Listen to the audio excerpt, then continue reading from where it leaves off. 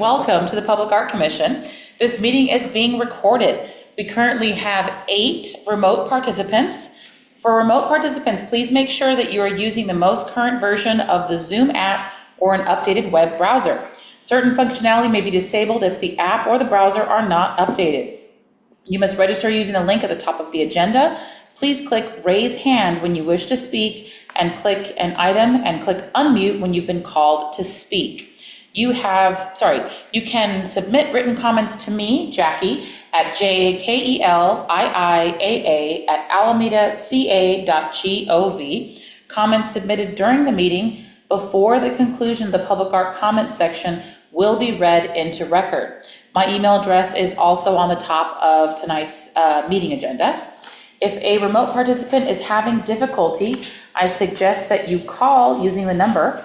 It's area code 669-900-9128, and the meeting ID is not the one listed there, but please email me and I can give that to you. This information is also on top of the meeting agenda. People participating via telephone can press #9 to raise their hands and #6 to unmute.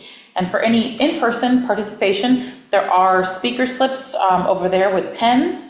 And please submit your speaker slips. You can submit them to Jack if you'd like to speak. And you'll have a chance to come up and speak on camera. We want to make sure that folks get a chance to be part of the recording that can get played back and saved for folks who are not here. If a commissioner would like to speak, please physically raise your hand and the chair will acknowledge your request. The chat function has been turned off. Oh yeah, the meeting is called to order. Yeah, the meeting is now called to order. The time is 6:05 p.m. Okay, roll call. Commissioner Liz Rush. Present. Peter Platzkummer. Here. Lisa Martin. Here. James Martin. Here. Adrian Sancho. Here. All right, staff members. Jackie Kali'ia, present. Dwayne Dahlman. Present. And Jack Denham Conroy. Present. Comments from the audience may concern matters either on or not on the agenda, but must deal with matters subject to the jurisdiction of the Public Arts Commission. Comments will be limited to 3 minutes. Comments concerning matters on this evening's agenda will be heard when that item is called. Kali'ia, do you have any items to be read into the record? I'm double checking my email. I do not have any. Okay. Raise your hand if you'd like to provide public comments unrelated to an item on the agenda. Is there anyone who wishes to speak? Oh, we do have one, Tara. We also have one in person. Okay. And you already submitted 2 speaker slips? If it's okay, we'll go with the folks that submitted and then we'll address those that just raised their hand. Okay. Can we please call Julia Owens to speak over here? And so you get 3 minutes. And please introduce yourself and your organization and any other details you'd like to provide to the Public Art Commission. Thank you. Good evening, everyone. My notes here. I'm Julia Owens. I'm the Executive Director of the Alameda Education Foundation. And I'm here tonight to talk about the proposal that was submitted by the Friends of the Alameda Free Library, because AEF is super excited to partner with the Free Library and with AUSD on this collaborative endeavor. Basically, we want to do a collaborative event in March of 2027 that will combine several existing elements into one. So one of those is the Poetry Slam that AEF has been providing for the community for the past 3 years. So this will be the 4th year of our Poetry Slam. And we would hold that at the library, which would be a new venue for us, and also invite new community members in. It will also include a physical exhibition commemorating AEF's Art Across the Island program, which has been 10 years now. We're in our 10th year, collaborating with the libraries and other community spaces to basically showcase student art all across the island. And then we'll also have an element of a speech contest around our speech exhibition celebrating Dr. Martin Luther King Jr.'s vision of a beloved community through our partnership with AUSD. So as I mentioned, this will be the 4th year of the Poetry Slam, and then we would combine it with these other elements to bring a wonderful day of art and exhibition of student art to the community. The Poetry Slam itself usually brings about 40 poets from ages, kindergarten through 12th grade to read aloud in front of their family and community members. We even have students who will read on behalf of some of the younger students who may be a little bit nervous or gun shy to get up in there in front of everyone. So we just think partnering with the library on this event will provide a powerful tie-in with the Season for Nonviolence speech contest and the Art Across the Island program celebrating its 10th year.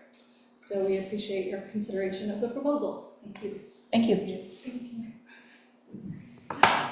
And our next speaker, Sylvia Gibson. Oh, sorry. One note, this moment is for public comments unrelated to items on the agenda.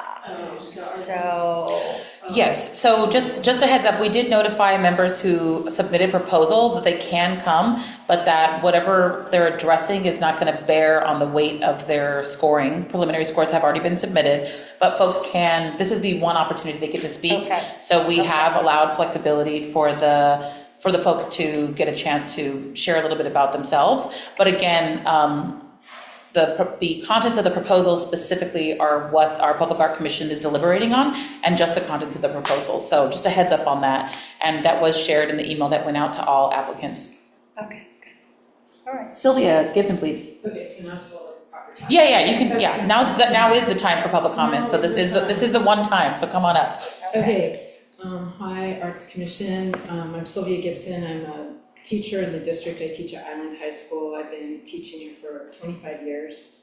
And for the last 15 years, I've organized or helped organize a speech contest where kids from all of the high schools, public, private, charter, and even middle schools have participated.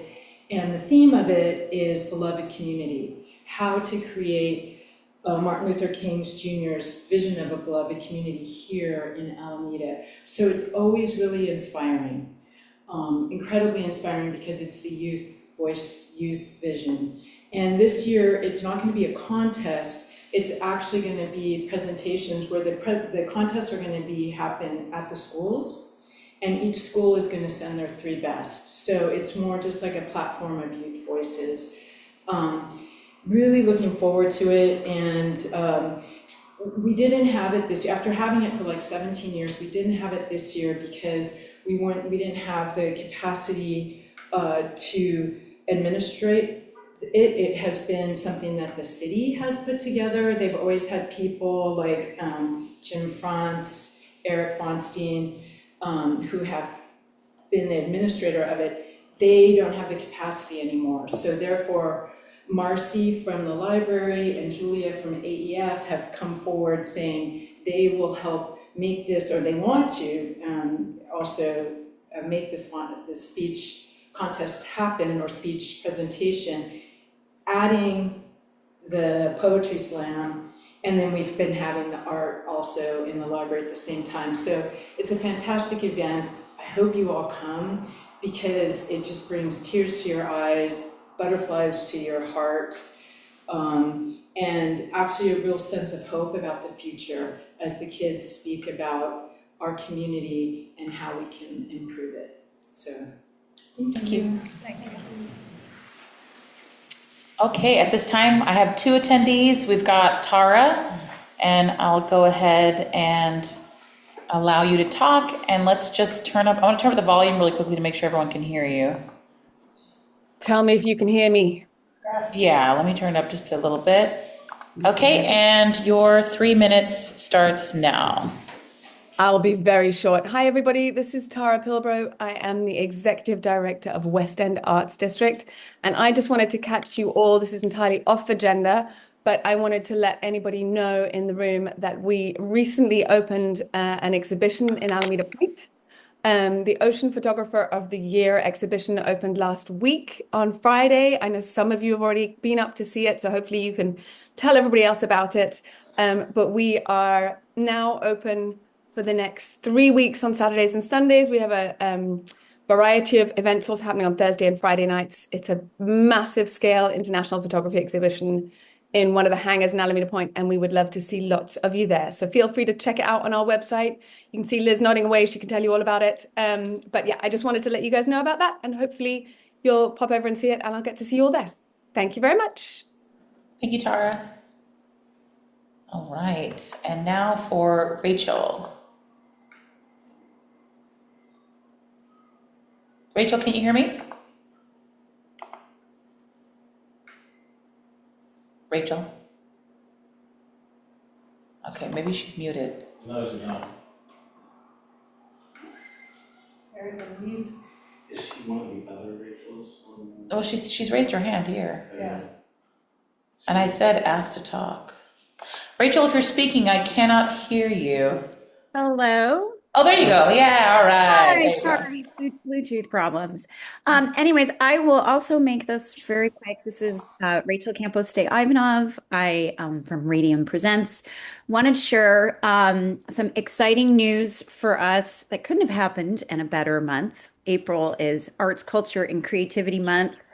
So lots of wonderful things happening. And on official Arts Advocacy Day, Radium Presents had unanimous approval for the land deals for our long-term vision to establish a performing arts center. So while this is going to be a bit of there's still a good long road in front of us that I'm sure will have some twists and turns. One of the things that really made me so pleased was I felt like it was a night where I saw the arts shine from the dais in a way that I haven't seen our council members and our mayor get so excited about the arts and culture in general. And I have two quick quotes that I want to share that I hope inspire you guys as much as they inspired me.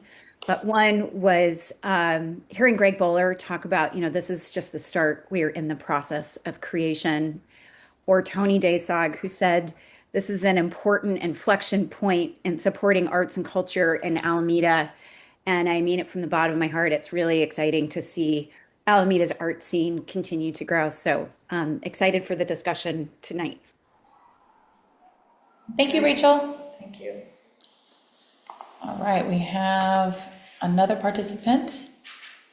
We have Jennifer with Rhythmics. Hold on. Allowed to talk. Are you there, Jennifer? I'm here. Can you hear me? Yes. Yes. Let me turn it a little bit. Hi, my name is Jennifer Radakovich. I'm the executive director at Rhythmics Cultural Works. I just wanted to say thank you to the Public Art Commission for helping support the arts in Alameda and for continuing with the grant program. I wanted to let everyone know about the programs that we're doing this summer in the parks for Rhythmics in the Parks. The first one in June, on June 13th, on a Saturday at Chochenyo Park, is Unity Fest, which received a Public Art Commission grant last year. So thank you so much for the support. We're going to be celebrating arts from Africa and the African diaspora. We have some amazing performers, including the Alphabet Rockers, Fuajia Congo, Dunia Dance and Drum Company, Mbira Zasoko, some soul line dance, and a few other surprises as well. It'll be a really great day. And then in July, on Saturday, July 18th, we'll be at Franklin Park with Andre Thierry and his accordion soul music, playing Zydeco and fused with other really great musical genres as well. In August, we'll be at Gene Sweeney Park presenting the String and Shadow Puppet Theater. And September 19th, we'll be at Lincoln Park with Native Boogie and Beats, collective of powwow dancers who will bring the community together to learn about some of the native traditions. So it's going to be a great summer. All the programs are free and family friendly, and just wanted to invite everyone and thank everyone so much for all you do to keep arts and culture alive in our city. Thank you. Thank you, Jennifer. All right, are there any other folks remote that are interested in making a comment? This is your last call for public comment. I want to make sure that everyone has a chance to ask questions or make comments. Okay. Oh, wait, did I hear somebody? Oh, that's okay. Let me remove her from participant. Jennifer's not muted. Okay, there we go. I think she's muted now because I removed her from talking. Let me lower her hand. Okay. There we go. Okay. That is closing public comment. The only email that I did receive was from Jennifer asking to make public comment, and she just made public comment. Just wanted to close the loop on that. No other emails related to public comment. Okay, so that, oh, sorry. Did you have something else you want to say? Oh. So that brings us to our regular agenda, and I'm going to go ahead and put on the presentation slide deck so that folks can see. Thank you so much for coming. All right. And let me share my screen. There we go, share. Put this down here.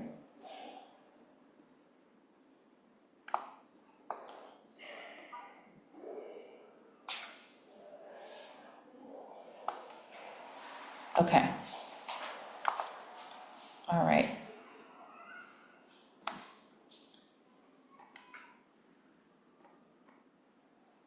Okay, everyone. Hello and welcome. So today is the Public Art Commission review of the 2026 Cultural Art and Arts Grants Programming RFP responses. And we are grateful to the artist community for all the time and effort that you contributed to these proposals. We're very grateful for your hard work bringing cultural art to Alameda. And we thank our commissioners here for their expertise and guidance in funding recommendations.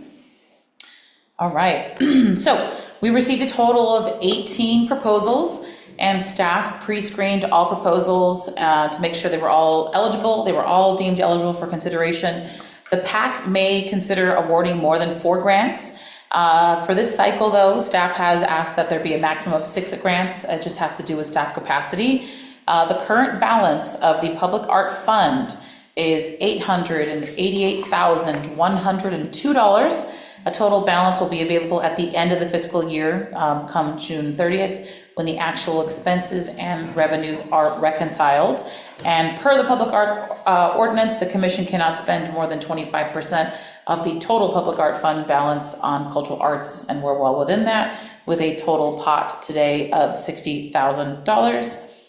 Okay, so these are the evaluation criteria. Everyone has seen this. This has been in the RFP since it launched on January 30th earlier this year. It also was featured in the orientation. So this is just a reminder of the criteria that the Public Art Commission used to evaluate all the proposals, all 18 that were received. And then here's a reminder of the scoring metrics. It was on a scale of 0 to 5, 5 being the highest score, 0 being the lowest, 5 being exceptional, and then 0 being weak. It didn't meet the elements of the evaluation criteria. These are all just reminders. And then just a note on comments. So I know you all know this, and I trust that we all will do this, but it does need to be said that these comments are very helpful to the applicants.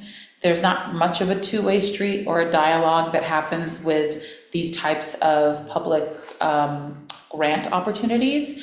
And so this is an opportunity for the folks listening in.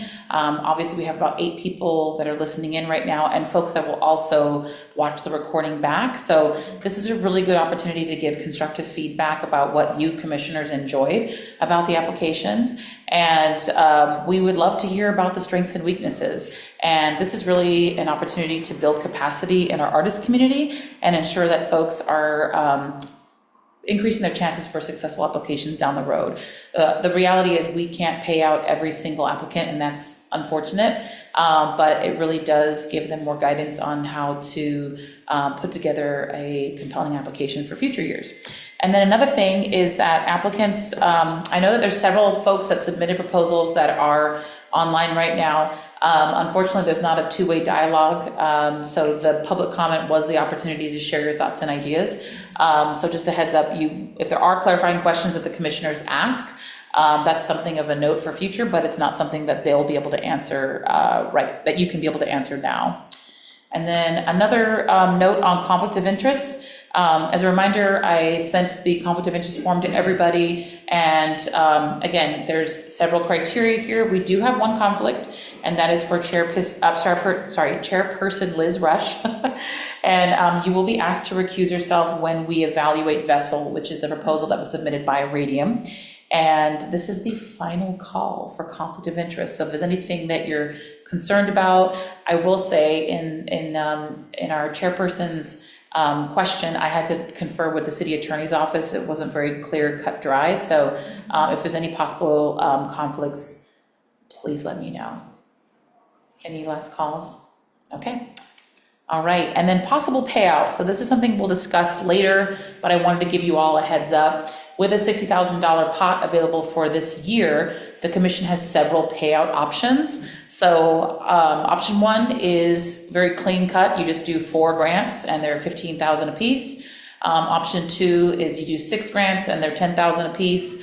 And then option 3 and 4 is sort of like moving things around a little bit, awarding more funds to programs that require more money, essentially. So we can discuss all of this later. These are possibilities, nothing set in stone. This is just to give you some guidance on what that might look like. And then we have lead readers. So all proposals will be reviewed in the following order. And then please note the lead reader. You all should have a copy in front of you of who the lead readers are. And then the review process. So how this is going to work is the lead reader will introduce the application. All you have to do is just read the first paragraph. We have a lot of stuff to go over today, so we can't read every single description in full length, but please read the first paragraph prepared by staff. And then the lead reader will begin the discussion with comments about the application. So here's where you get to show your highlights. Like, wow, the applicant did a really strong, but the proposal sounds really strong, or, oh, I would have liked to have seen this more in the budget. Those types of sentences to help structure your feedback. And then I'll be sharing alongside all of this preliminary scores that were submitted in advance by all of the commissioners. And then there's going to be a discussion about 3 to 5 minutes. My buddy Jack here is going to keep time to make sure that we keep to time so that this meeting doesn't become 4 hours long. So we encourage all the commissioners to highlight the strengths and weaknesses of the proposals. And this goes a long way, again, to helping the artist community beef up their applications for future. And then some applications may take a little longer to deliberate, and we're prepared for that, but we would like to keep the discussion into a 3 to 5 minute mark. And then at the close of the review, we're going to have a 15-minute recess, and this is to make sure that staff can confirm all the scores in the score sheet. And then when commissioners return, then the final scores will be confirmed and they'll be set and recorded. Okay, so just a heads up on that. That's just a walkthrough of what the process will be like. Okay, and at this time, are there any questions at all? Just for what in terms of process, just a process question, just because I want to make sure I get to it before we jump into the deliberation. Peter? Yes, After the recess, to have a chance to kind of, if we, I mean, there's a strategic component to which projects we want. Is there a chance to, if there would be a score we would want to change, that could still be changed? The idea is for all score changes to take place during the deliberation period. So the first application we're reviewing, for example, is Radio Day by the Bay. So the idea was within that 3 to 5 minute time frame, the idea is that whatever, if someone says, you know what, you're right, I did actually love that part, I'm going to raise my score. If you decide to do that, those deliberations should occur within that discussion time. And then Jack is going to be, and I'll be updating live and in real time, and folks will be able to watch the revisions that I make to the score sheet. But the idea is that that's all going to be done now, and then at the end it's just a question of tallying and sorting by the top scores, essentially. So yeah. So just to be clear, we're going to read the first paragraph. I'll start by saying whatever. A couple of, and then we can all just join in and comment back and forth. Exactly, yeah. And again, the folks are listening and they may not be here, but they might watch the recording, so we want to give them an opportunity to hear the feedback. Okay. And then just a reminder for all folks that are watching, the commissioners have read and scored all proposals in advance of today's review, and these preliminary scores were submitted into a master spreadsheet, which I'll show you momentarily. And then the commissioners have not seen their peers' scores yet. So they're all seeing this for the first time.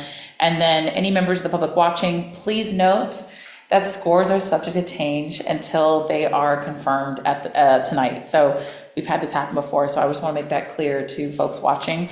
And then, again, the discussion allows the commissioners an opportunity to change their scores should they decide to do so. No one's required, but if there are scores that are significantly different from others, we are going to just want to talk about that and just have some understanding of why they were scored that way. So just a heads up for folks that are listening in.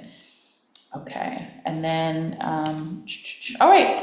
So unless there's any other clarifying questions about the process, we can dive into the first proposal.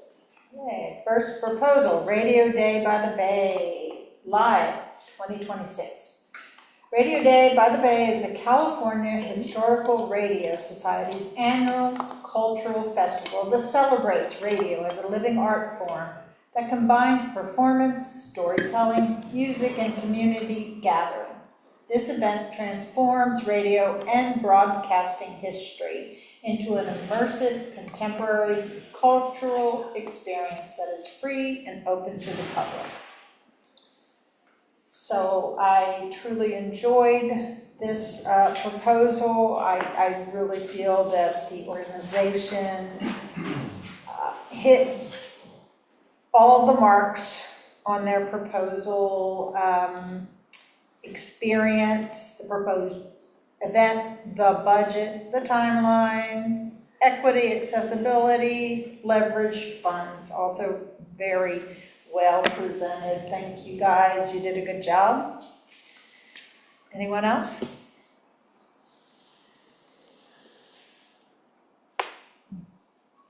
Commissioner Martin? I agree with Chairwoman Rush's assessment. I would have liked to see more information in the proposal about the planned youth engagement activities that were mentioned, but really not gone into any detail about.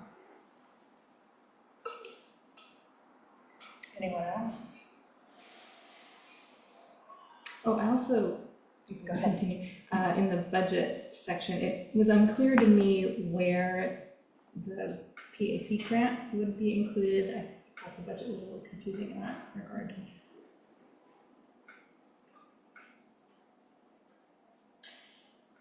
I had the same, Commissioner Platzkummer? I had the same, I scored a 3 on the budget, so it was a decent budget, but it felt slightly on the more confusing side. I also scored a 3 on the proposed event program side, and I want to be clear that I think a 3 is good here. Like it hits all the marks. My problem, to be very honest, is we're having so few grants that I have a hard time going with things that repeat and are happening every year. And as much as I love the idea, I was a bit stricter with the scoring here.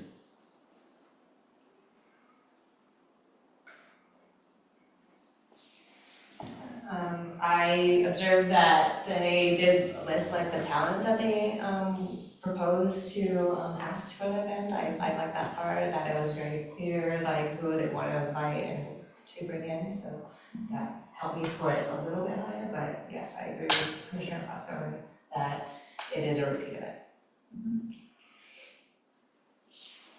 Okay. And I just had a quick question. This is for Commissioner James Martin. I do see you have a 0 under leverage funds and everyone else has a 4. Was that accidentally left blank, or? Yes, and I have. And what would your score be for that? I have a 5 for that. A 5? Okay.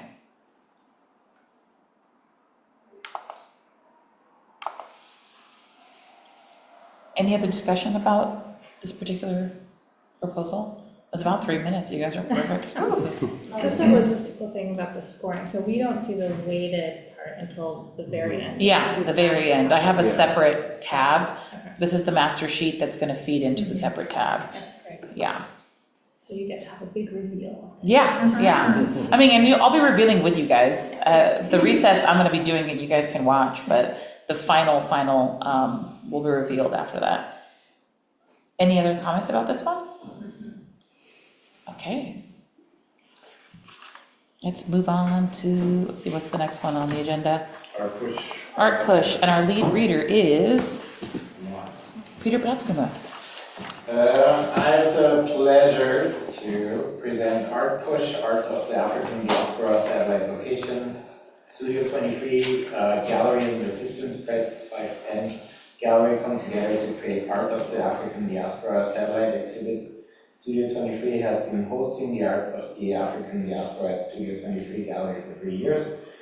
We work hard to make the event as exciting for the public as possible. This year, along with artists' visual art, there will also be artist interviews projected onto the walls. These will be pre-recorded interviews created with the podcast Tradition Cafe. Music, art, and poetry will be performed at the exhibit. Refreshments for the opening and closing are provided by Julie's Coffee Tea and Garden. There will be an outdoor seating area for artists to connect while watching artists interviews. Visual art by over 8 local African American artists will be presented in both galleries. I liked this proposal a lot. And that has several reasons. It's a repeating event, but they are really trying to step up a notch and add additional things. I love the idea of partnering with a podcast and bringing artist interviews. I do think this is a project that is very close to the goals that we have in the Public Art Master Plan, where we are trying to provide inclusive programming to historically underrepresented communities. And my scoring was accordingly. I do think this is very high on the equity side. I thought the budget is good. ArtPush has brought several projects. This one was by far my favorite one.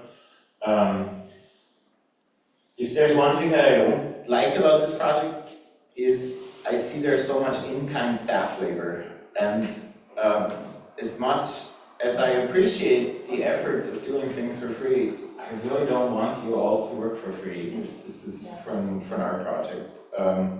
I still scored it high because that is not negative. It's just something that I hope we can change with our grants.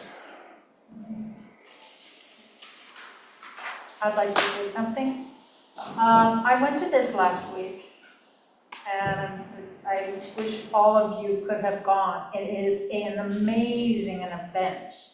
The podcast will blow you away. The emotion, the interview questions were stunning. You got to meet the artists, talk to the artists, see their artwork, see them being interviewed about their process. It was beautiful. I had a fabulous time. I did score them a little lower on accessibility. Their studio is very small, so it's really hard to get a lot of people in at one time. But they have several openings, an opening and a closing show, so hopefully that'll get more people in to see this amazing show. I just loved it. I had questions about like the capacity of how many people actually show up to the events, and it said this is for satellite locations, and how, I guess my question is like how many people actually get to interact, because like these are posted at local businesses, what are their opening hour times, kind of that was also an accessibility thing in addition for me, because if we are going to give them a grant, I want to be available to as many people as possible in the amount of time. So like you said, the studio that they hosted the party in is a smaller one, so just wanted more information about that in the actual location. Well, that's a physical issue that they can't do much about for sure, but having it 2 major shows, I think, gives more accessibility. Okay. I also looked on social media at how many people RSVP to the events. It was like about 56 people interested and 15 people went. I know that social media numbers aren't exactly like the main thing, but I just wanted more clarity on like numbers for the application for future. So that's the only questions I have. Thank you.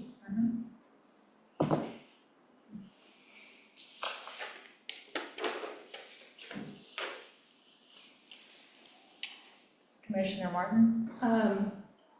I noted and thought it was an odd choice in the proposal that they didn't mention that this is a show that the Richmond Art Center first began decades ago. I thought it was strange that they didn't provide that context, because if you don't know that, then it gives a different impression, and perhaps an unconsciously misleading impression of what this show is. And I just thought that was strange. It left a little bit of a strange feeling in my mind when I understood that this was connected to that, but not explicitly in the proposal. Yeah. I think it was connected because I know one of the artists who was in the Richmond show was in this show.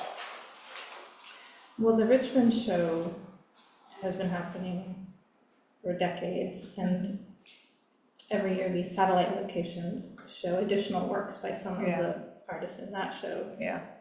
And so it just seems odd that as a satellite location, they wouldn't mention the mothership, so to speak. Okay, that makes sense. Yeah, that makes sense. We're just hitting the 5-minute time mark, just a heads up. Okay.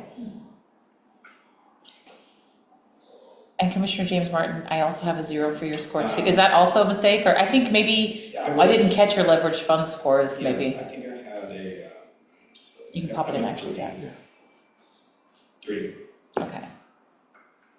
And then I see that Commissioner Lisa Martin, you have a 0 under accessibility. Was that a mistake I'm or? looking at my notes because I noticed that too, and it's because I haven't been to that space and they didn't talk about accessibility at all in the proposal, so I didn't. Okay. But- So you want to keep, you don't have to change, but I just wanted to flag that it was different than everybody else's. Mhm. I also want to be clear that this means, like, does not meet any elements of the review criteria. Mm-hmm. Like, Say What? again? Yes. A 0 in our scoring means does not meet any elements of the review criteria. Yes, The because free since is- it didn't address accessibility, I felt that I couldn't make a judgment. But what I'm hearing is that it is accessible from those who have been to the space, so I'm Yeah. happy to It is. adjust my score to, You can if you'd like, and Jack can record it for you. I'm happy to change it to a 3. Okay. Okay, so just for the record, Commissioner Lisa Martin's score for accessibility is changing from a 0 to a 3. Okay. We are at the 5-minute over, so I just want to, not to rush anybody, because this is the helpful deliberation that will help the folks that submitted the proposal. Anything else on this one? Okay, and that brings us to our next proposal, which is, oops, why is it not going forward? Step into the canvas. This is ArtPush. Step into the Canvas is an immersive multimedia experience that transforms Studio 23 Gallery into a fully enveloping environment. Using floor-to-ceiling video projection, multiple screens, outdoor projections, and synchronized surround sound, the exhibit invites visitors to step inside original artwork by local artists and experience it as a living environment. I thought it was a really cool project. I had questions about how artists will be chosen, whether or not they'll pay to participate in the workshop, because part of our grant is to have a free event for those participating. Also observed that compared to the last proposal, they outlined more than in-kind donations. They also talked about fundraising a little bit.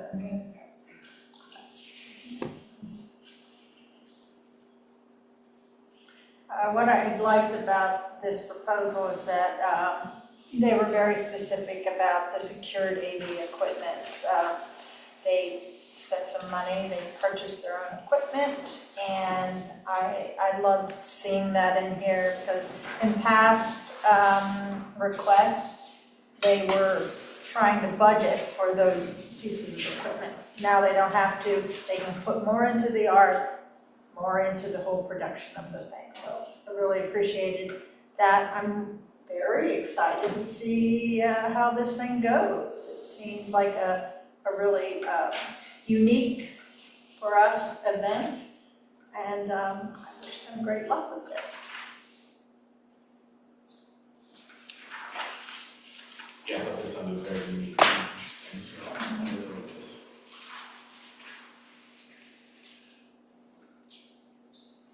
I'm a bit stricter with that because I'm just seeing so many immersive multimedia artworks. Personally, I feel like there's more bang for the buck with the other project compared to this. Like, technology always costs a lot This is the problem with this, and at the end of the day, I would like to get that money, or I would like that money to go to artists, not just to technological production work. But it was a decent proposal, and my numbers were agreed.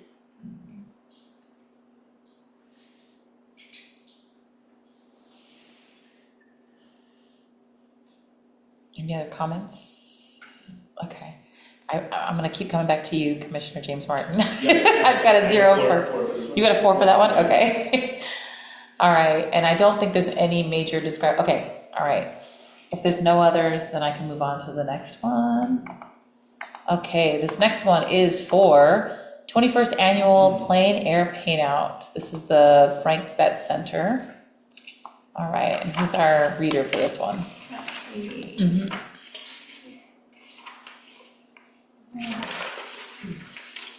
The 21st Annual Plein Air Paintout by the Frank Betts Center for the Arts dates July 27th through August 1st of this year. This is our 21st Paintout, a competition of independently selected artists who paint Alameda architecture, historic homes, marinas, waterways, and nature outside. Traditionally, the event takes place in late July when boating season is well underway and the jacarandas are blooming, and concludes at South Shore Center with our big art sale on the first Saturday of August. The event has been our largest fundraiser annually. We hold one of the oldest and most respected plein air events in California.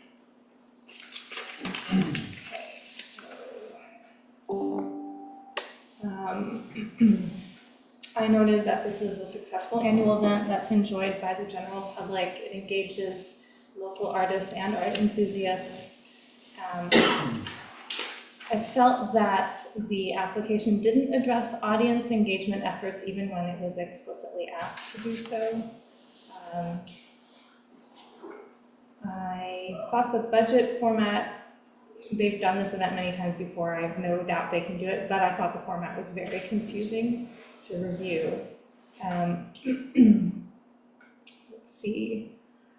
I was impressed, I appreciated what they said about working to reach out to younger residents as artists and students and volunteers for the event. More detail would be nice, but this was a definite improvement over last year's proposal, which didn't address equity, as far as I can remember, really at all. So I was very pleased to see that.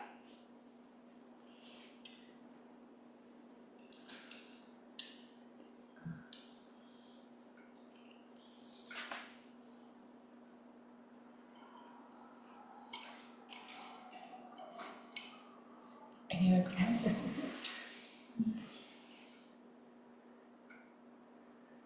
And then for leverage funds, Commissioner James Martin. I had a 3 for this. Okay. For some reason, the last column didn't get transferred over, so we're updating his. Okay, all right. And if that's it for that one, then let's move on to the Youth Show Up. This is the Friends of the Alameda Free Library Youth Show Up. Youth Show Up, yes. The project will combine the annual Alameda Education Foundation Poetry Slam event and accompanying physical art exhibition commemorating the 10-year anniversary of art across the island and a speech exhibition celebrating Dr. Martin Luther King Jr.'s vision of a beloved community through a partnership with Alameda Unified School District staff and speech program founder coordinator Sylvia Gibson. I thought this sounded like a great event. I love that it combined a bunch of different ideas into one.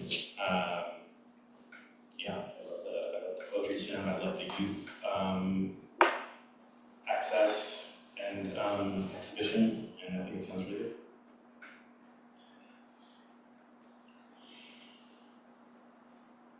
Anybody have any comments? Yes. I don't know, do I ask for permission from you or? Commissioner Or I can just talk. there you go, just stop. I also really was excited about this proposal, that it's 3 essential community orgs or agencies that are coming together, very local. It seemed to leverage the strengths of each partner. The Friends of the Alameda Free Library doesn't seem to have done something of this scale before, but I don't think it will be a problem. They have support from Alameda Education Foundation, and they seem to have a new ED who has a background in community development work, so that all seems very strong and positive. Let's see. I like that they pointed out they have a plan to reach out to kids who are homeschooled or attend non-AUSD schools but live in Alameda. So they're really thinking about capturing all the youth in Alameda. I hope we can find this. So, this budget to me brought up a question that I had mostly across the board, and that was, how much money are you asking from the PAC? Are they asking for everything, 15,500 from the PAC? Because that's what it does appear to be. And I think for future, I would hope for all of you to see what people are asking for in the budget. So. Just to be clear, they have this in it. They have 13,500 City of Alameda requested grant demand, and then they have other contributions from Kiwanis and Rotary, $1,000. So they're saying that foundation and government is 13,500. Yes, that's how you read it. So that's how you read it, okay. But you're right, it would be great to have a field in the form that just says, how much are you asking for from us? Right, so can I reference, so in the past, we've had either you click 5,000 or 10,000. And then in the past, people would have requested 10,000 and got 5,000. And so we just realized it's really a question of what's available, given the pot of money at the time. And so we got rid of the question just because we weren't able to give people what they necessarily asked for. But we can add it back if folks want to do that. Just because there's more flexibility, basically, if you allow it to be open-end, and then the budget kind of speaks for itself in terms of what they're looking for.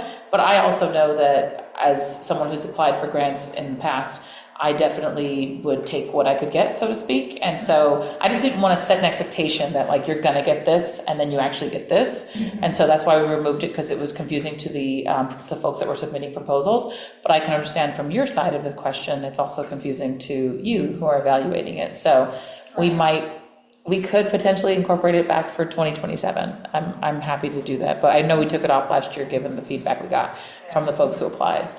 That makes sense. I wonder if there's some language that can go along with it. What's your desired grant amount? We may not be able to fully fund you or whatever. Right. And we can definitely we can agendize this discussion.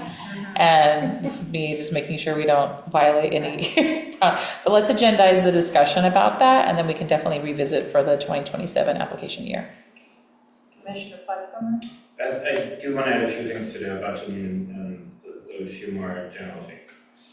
My issue that I have with this budget is not something specifically for this budget, but we're seeing that some organizations charge facility fees for their own facilities. Some organizations do not charge facility fees, like this one here.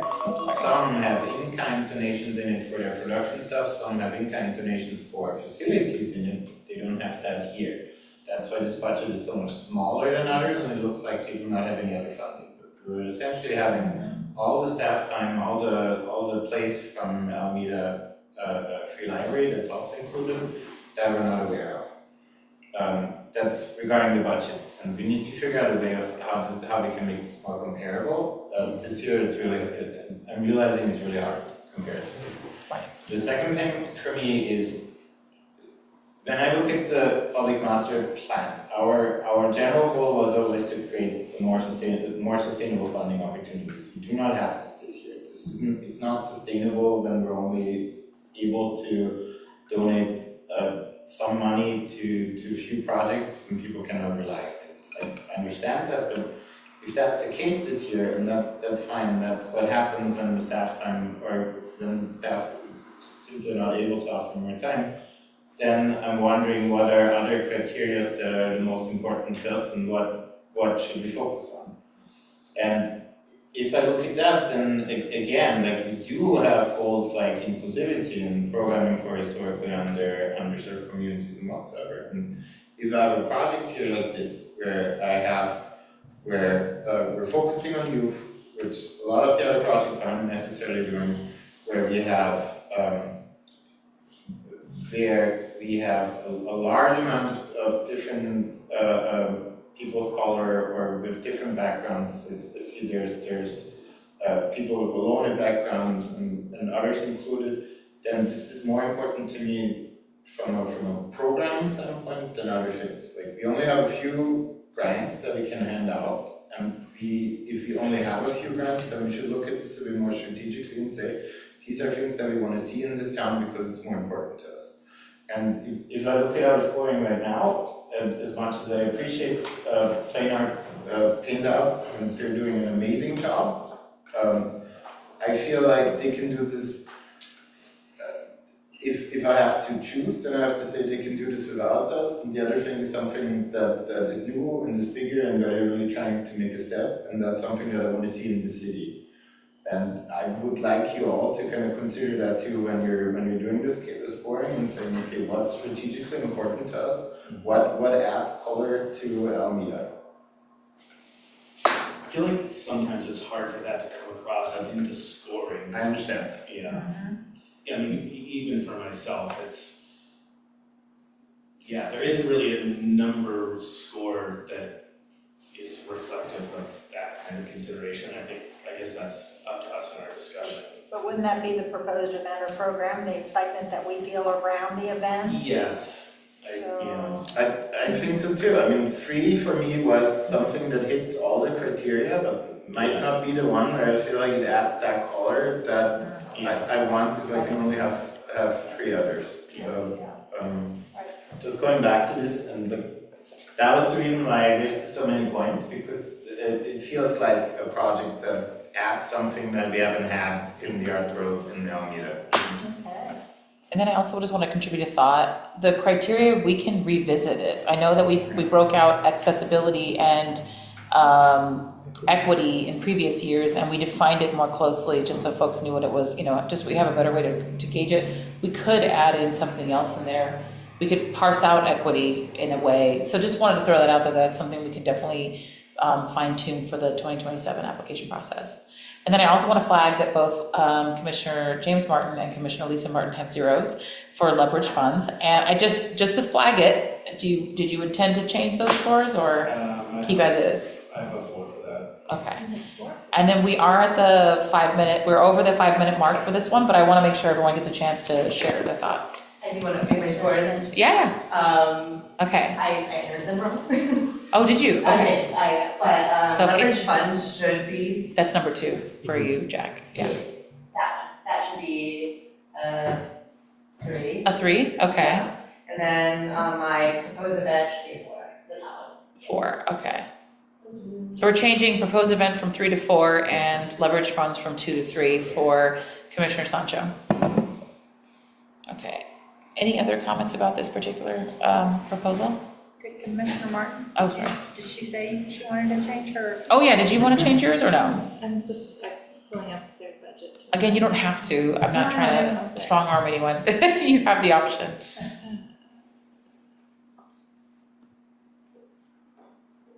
I'll change it to a 2, my leverage funds. I forgot that they had additional funding from Kiwanis and Rotary.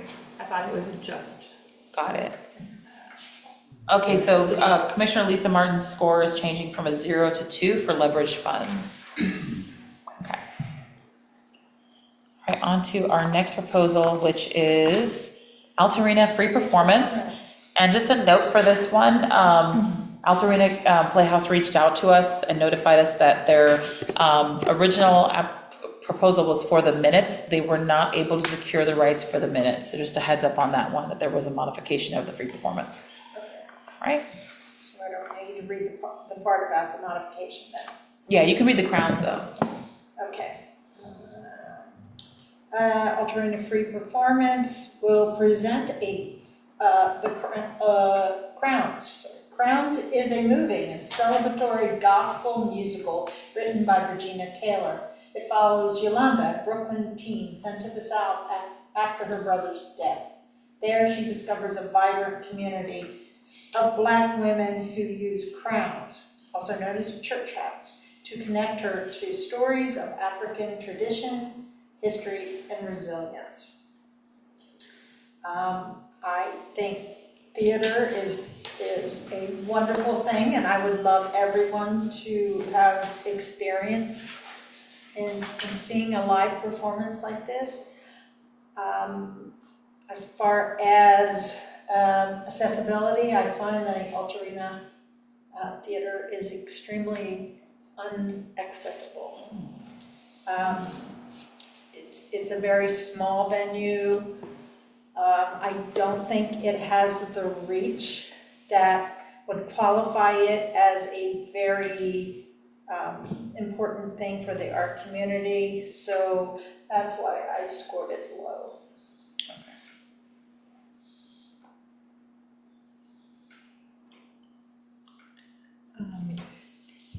I noted in the proposal that the PR plan didn't really address methods of outreach to communities that typically do not attend the theater. And so would this simply be the same audiences that are usually coming to the Altarena? I really wish that they had talked about their strategies for that. Yes. This was also one I wasn't sure in the budget what they were requesting. I know the budget has changed, so.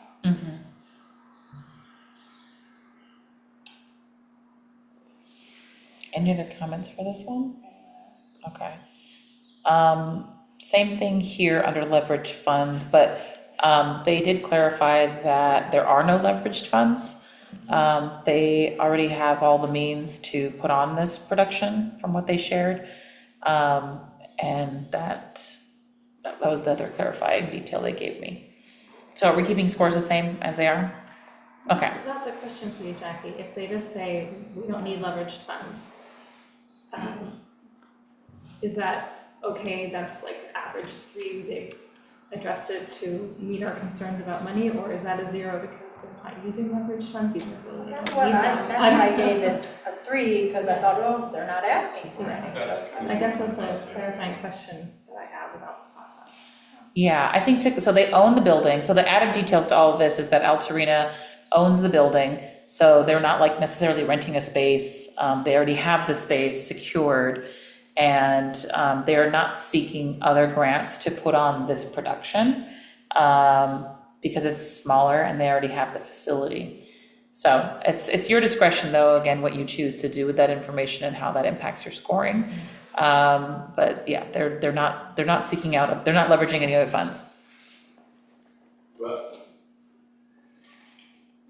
I don't mind this, like leveraging funds is important when it's a big event. So now we have a small venue who is able to pull off one event in between that is free to the public. Other events are not free to the public. Right. And we're able to fully fund this. This is great. Like, I think leveraging funds is important when we need to do it. We also need to be aware that all these organizations compete with each other. We've got a little bit of funding that's available on this island. Being able to pull an event off like this is nice. And then just to revisit, leverage funds is only 5%, so it is a very limited level of influence on the overall weighting of the scores. So just a heads up on that as well. I am realizing I would like to change my programming score to 4. Over here? Yes. From a 3 to a 4? Yes, because if I say inclusive programming is important to me, then that needs to be important to me often. Yeah. So Commissioner Plotzgrim is changing his score from a 3 to a 4. I'll change my leverage funds to 3 since now having clarified this. And then Commissioner Lisa Martin's changing the score from a 0 to a 3 for leverage funds. Did you want to change your score at all, Commissioner Martin? Yes. James Martin? Okay. Any other comments on this one? All right, we're gonna mosey on to the next one, which is, which is Circular Futures. And I have the pleasure to talk about Circular Futures, an island-wide celebration of regeneration and community by West End Arts and Entertainment District. Circular Futures is a community-driven public art project that uses dance, music, and creative participation to invite Alameda residents to imagine and embody a more regenerative future. Led by WAD, the project centers on participatory dance work by choreographer Karen Pilbro, inspired by circular economy principles and the symbolic power of the circle. The performance, involving around 200 performers of all ages, will serve as a kickoff for the one-day Circular Futures Festival on April 24th, 2027.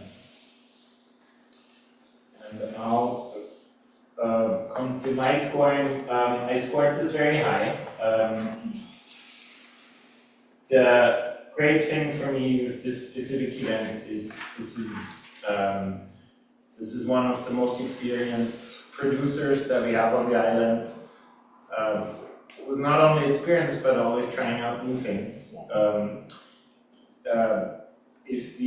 I think we all opened the newspaper lately to articles about what's going to happen to our city in the future when it comes to climate change and sustainability questions. And this is a reach out from the arts community into this area and is trying to connect it better. I love that they're working with organizations such as Radium again. I love that even the music is by a local or Bay Area local person, and I appreciate this very much. It's a large production with 200 people. It's very easily accessible the way it is, and this has my full support. I agree, I feel the same way.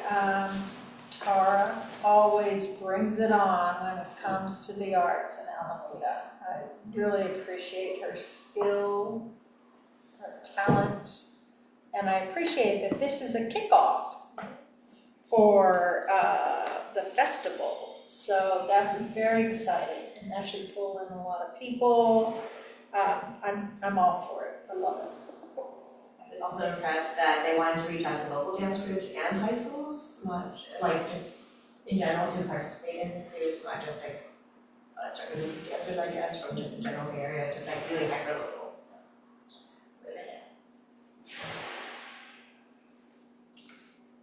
I noticed on the budget, well, I'll just start saying, yes, they always do an ambitious job. They have a proven track record. It's family friendly, it's local, it's exciting, no doubt about it. I had a little bit of sticker shock just because it's an ambitious event with a large budget, and they were requesting $20K from us, which is a third of what our planned grant offering is this cycle. So I'm torn because I want to make sure that smaller projects get support. I also really like what they do, so we just don't have all the money that we want to give. West End Arts District, though, does have the ability and the capacity to source a lot of other different types of funding. They have that track record as well, and so it feels to me maybe less critical for them to get $20K from us because they have the experience and the knowledge to get money elsewhere. And I know money's tight for arts everywhere, but that's just what's in my heart when I read this proposal and compare it to the other proposals. So that's my struggle with this one. Okay. And then back to you, Commissioner James Martin. Did you want a 0 for that one, for leverage funds? You have a 3 for that one? Okay. All right, any other talking points about this one? Okay, we'll move on to the next one. I'm gonna have to step away for a quick second, but let's, oops. Oh my gosh, there we go. Okay, Alameda Community Arts Fair and Workshops. I'm reading this one. It's Bay Area Creative's Alameda Community Arts Fair and Workshop Series presents youth and adult creativity through interacting with professional artists, prompting youth and family engagement.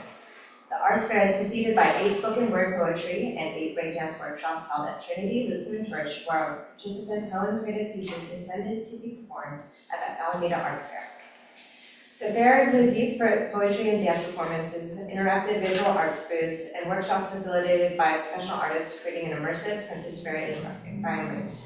The Arts Fair is a free, community-centered event designed to foster community pride and strengthen peer-to-peer connections. It provides youth with a supportive platform to share their artistic achievements with families, friends, and local residents. Just had questions about how many people they expect to serve at the event, and both in the fair and the workshops. I like the overall event. And I wanted to know about more accessibility, how spoken word and dance can, I guess, include more people of all abilities, I guess.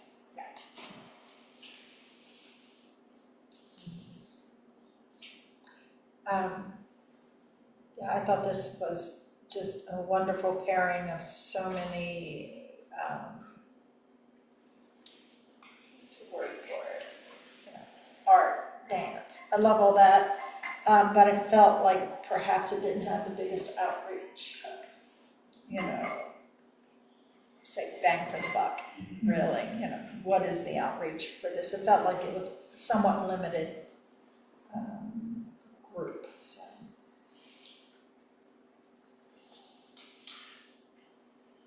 I do want to make a general comment for the public who's kind of looking at this right now.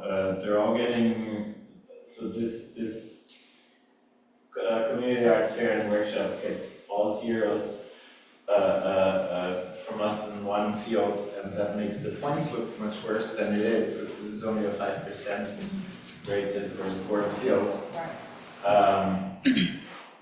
The reason for that is that the organizer is not based in Alameda. That's about it. I thought this was a nice project. I think this is important. To leverage funds could have been a bit better. However, that's also just a 5% score area. Everything else felt pretty decent. Yeah, I think it's a very worthy organization. They're doing good programs. When I compare it with the youth, is it Youth Speak Up? Youth Show Up? Youth Show Up. Youth Show Up, which is, to me, the most similar of the set of proposals we're looking at. That one is just so much more strong on the local side of things and specific in their outreach in Alameda. So that was blowing this one out of the water, unfortunately, for this grant cycle. Our score's the same. Did either of these? Yeah, we have 2 zeros for leverage funds for both Commissioner Lisa Martin and Commissioner James Martin. I'd say the same, or? I had a 2. A 2, okay.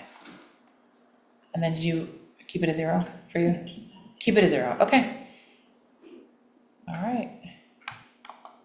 Moving on to the next one, which is the Creativity Center of Alameda.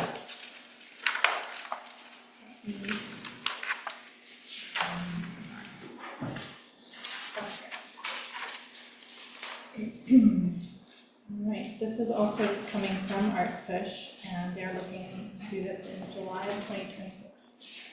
Coming right up. Yeah. Creativity Center of Alameda has chosen to create and host 3 projects that they believe can easily be done concurrently and serve different audiences. Junk Art will serve a teen audience who is largely forgotten in art class and camp programming. Nature Journaling can serve an adult or family audience and will also serve the purpose of building community. Built by Art is in service of the artist community in an attempt to highlight the already amazing artwork being done in Alameda. Yes, okay. Oh, right, okay, so I said it was coming from ArtPush, but as I recall now, they're just the fiscal sponsor. Right, they're the for, fiscal sponsor. Oh gosh, what's her name? Katie. Thank you, Katie Conrad? Katie Connell. Mm-hmm.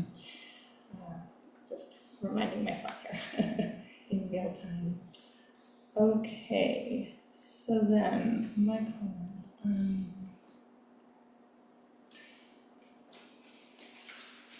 I thought each of these initiatives seems interesting on its own merits, but it's a new and unproven group good intentions, good ideas, but little evidence of prior experience in doing similar projects outside of her professional institutional work background.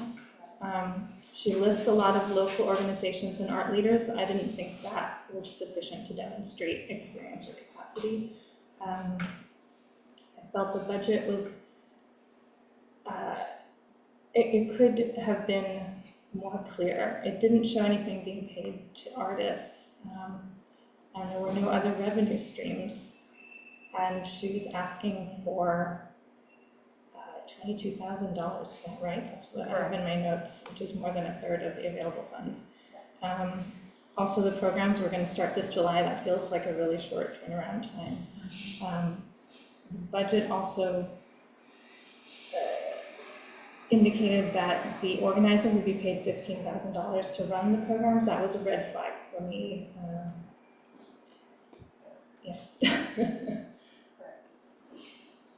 Yeah, I felt the budget, I think after Katie gets to see how the other organizations put together their budget, that perhaps she can come back next time and do a little better budget to show really where all this is going. I don't know, I thought 2,000 for the art supplies, yeah.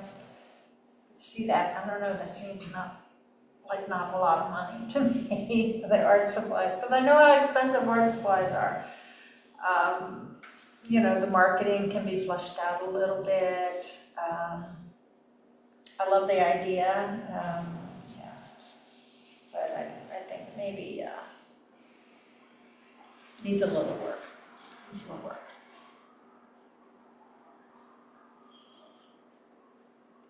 All right, any other comments? I see 2-0 scores here. Are they staying the same for leverage funds? I got a 3. Okay.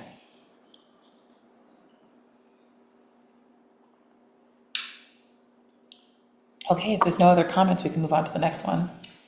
Do I need to leave or? Yes. Oh, yes. Sorry, I was like, why? I was like, we're not done yet. I'm out of Yes, here. before we move on. I'm recusing myself from the Yes. vessel. Okay, Yes. all right. This And then Jack will let you know when you can come back in. Yeah, I'll come grab you. Yeah. This is the vessel proposal. Do you mind closing the door? Sorry, I gotta make sure that all P's and Q's. Okay, go ahead. A multidisciplinary vertical dance performance made for Faction Brewing's historic warehouse in Alameda. Organization here is Radium. Proposal description. Vessel is a site-responsive performance created and directed by Amelia Rudolph, a pioneer of vertical dance with 3 decades of internationally acclaimed work. The project brings together 6 vertical dancers, an original score by composer Luc Mombre, and sculpture by Todd Levy, all designed specifically for the industrial architecture of Faction Brewing. This grant, Phase 1, a vessel taking place in November 2026, a 3-day artist residency, a public educational event, and a free public performance. Phase 2, funding allowed, pending, targeting March 27, will follow an expanded ticketed presentation. I thought this sounded really interesting and different. I really love this idea. I had a little bit of concerns, I think, about the accessibility being at the brewery. I think it's a cool location. I'm not sure how accessible it is to everyone. But I think this sounds really great project. Any comments?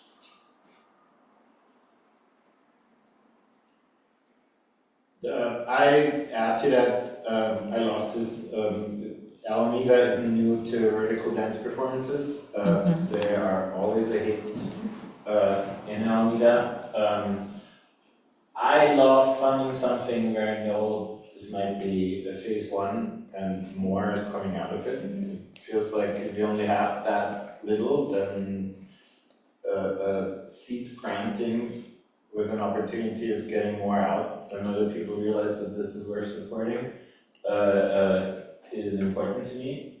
And this is one of the most experienced organizations that we have.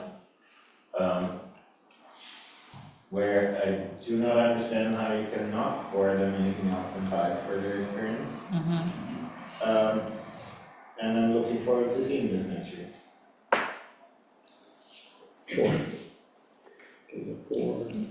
Anyone else have any comments? Just impressed by the application. Yeah. I love that it's hyper local and this initial period is a free public performance. Getting fans, big draw to Alameda. Okay. All right, we can move on. Unless there's any other comments, we can move on to the next one. I'll bring back in Commissioner.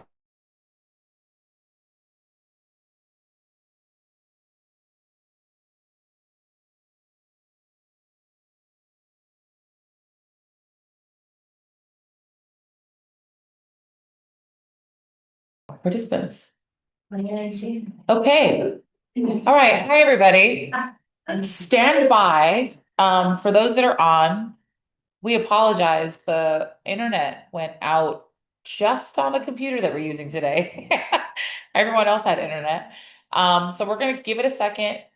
There's 7 attendees. I know we had about 11 before we lost internet connection. We're back on, and I'm gonna just pull up the score sheet and everything else in just a second. Okay.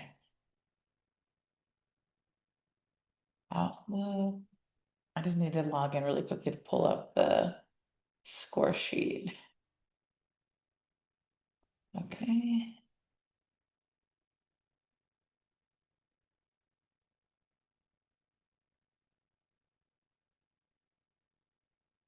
Yeah, do you mind sending an email saying we're back on? Yeah. Okay.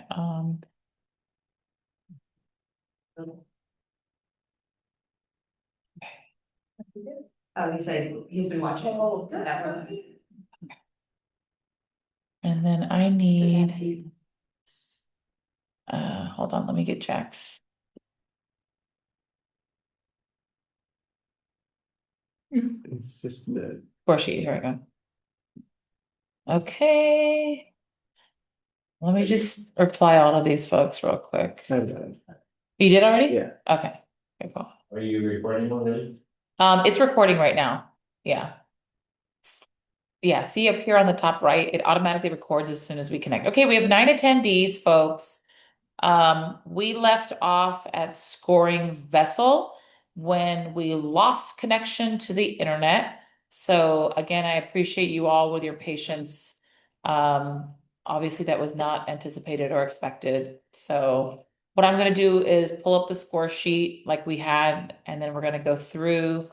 I'll just quickly go over the vessel because I think that's right when we lost contact with you all. We came back. Yeah. So we Okay. can just start from, I think we can just start From Bear Wall Bazaars? Yeah. Okay, Yeah. all right, let's do it. Hey, Bear Wall Bazaars solves the issue of incredibly difficult art buying and selling by showcasing local art to an audience of people who aren't art hobbyists, but who would buy art if it were easy as going to IKEA.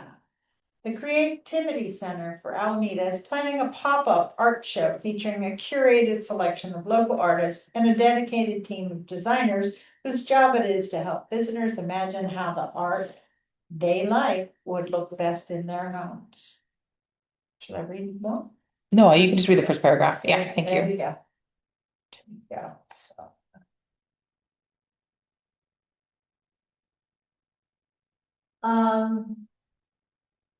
I like the idea. I think that it is helpful for people to see art, understand art, buy art. But I think in the overall scheme of things, this may not be the best use of our public art funds.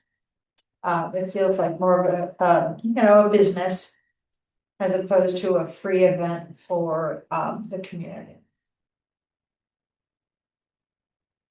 I rated Leverage Fund a 0 because it looks like they were asking artists to pay to participate to show off their work. And I think, again, it should be a free event.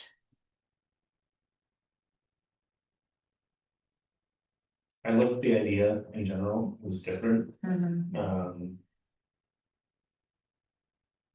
It does sound a little bit like a business. rather than something that the city maybe should be funding, but, yeah, they like to do difference, so. Yeah.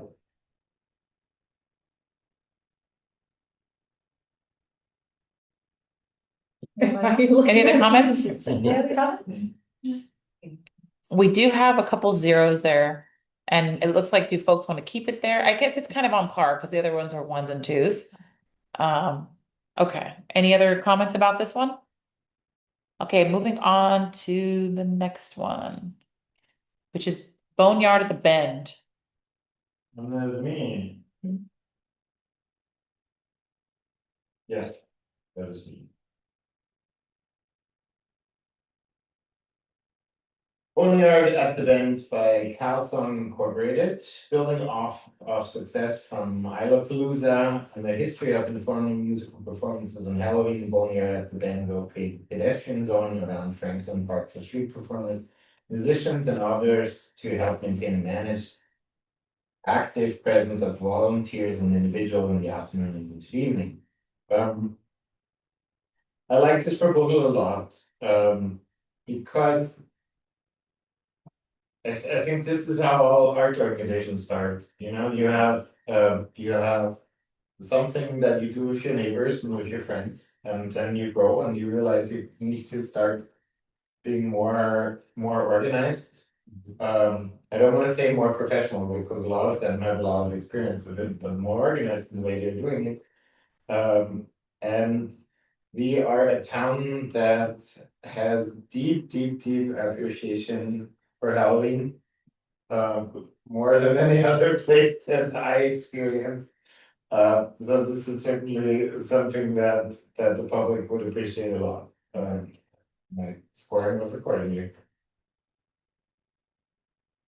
Yeah, I feel the same way. I thought it was centered around something that's already very popular in Alameda. I like that it's kind of centered around the park. The neighborhood is, yes, strongly Halloween positive. Yep, I like this one. I will say that, I felt this was more about, organizing events in one spot that is already a hotbed of activity, you know, in Halloween, and that, it may. For me, Halloween is spread out across the island, and that's how we reach the most people, whereas this is targeted to one spot that is already overrun. I love the concept, I really do, but I just didn't give it as high of a score because of that, you know, I'd rather see something that's spread across the island. So. I agree with Chairwoman Rush about the concern about consolidating the density of attention in that area, which is already pretty crazy on Halloween. And there was no discussion of having discussed with neighbors in that area about planning an event of this kind there for Halloween.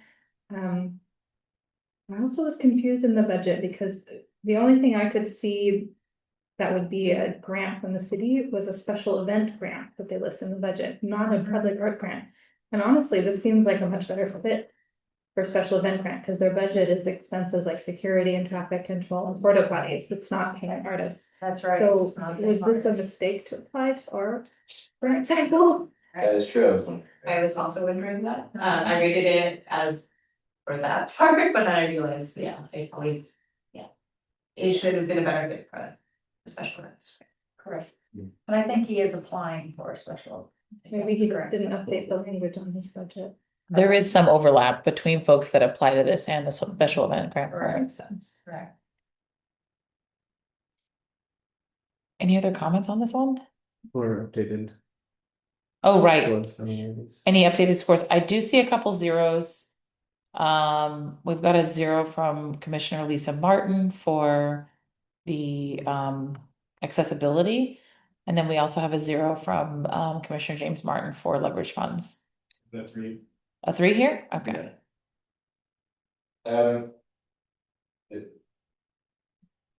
I knocked down my top line to 3, from 4 to 3. Sorry, did you capture, Commissioner James Martin? Oh, 3, okay. Oh, it's just taking a second. May I add to this though, like this budget doesn't work if the 7,500 are supposed to be special event grants. I think whoever wrote that part wasn't aware of it, because the costs that they have or the expenses are not going towards, like, they have 5,000 going to serving traffic control, but they still need all this other money, so. I think we need to figure out a way of providing a budget template that makes more sense for everyone. When we see this now, but yeah.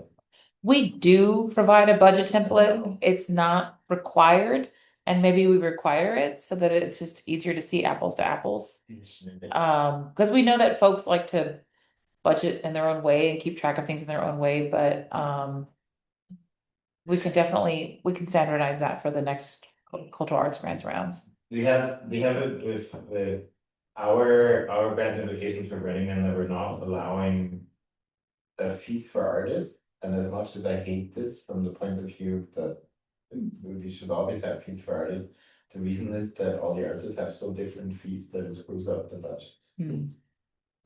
Like sometimes it's kind of like taking some things out just to make it a bit more comparatively. I don't know how to do this. Any other comments about this one?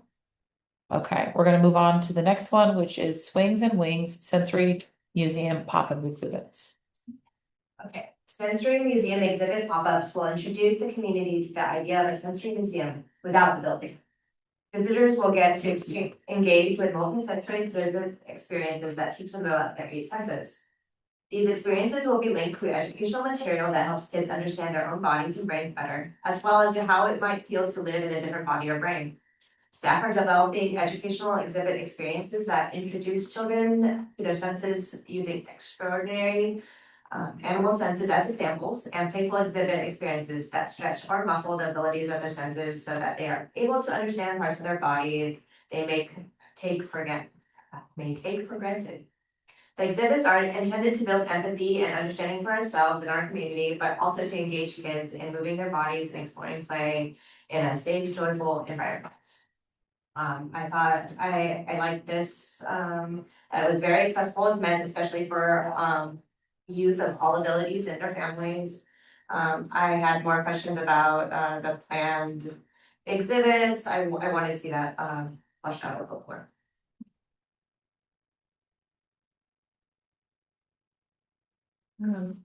I was surprised that the budget was quite high for what I understood was 2 events, and that most of the budget goes to pay 3 organizers. And it seemed like it was a partnership with a commercial preschool or a private preschool, so I just didn't understand why they were funding this program through like the preschool fees that the parents pay to have their children go there. I felt like this would not be a priority for city funding. No, I agree. You know, it probably breaks my heart that in education, there is no budget for this sort of thing. And that they have to come to us to ask for funding. That breaks my heart. But at the same time, this isn't proper use of our funds. The reach isn't that large. And probably not the best use.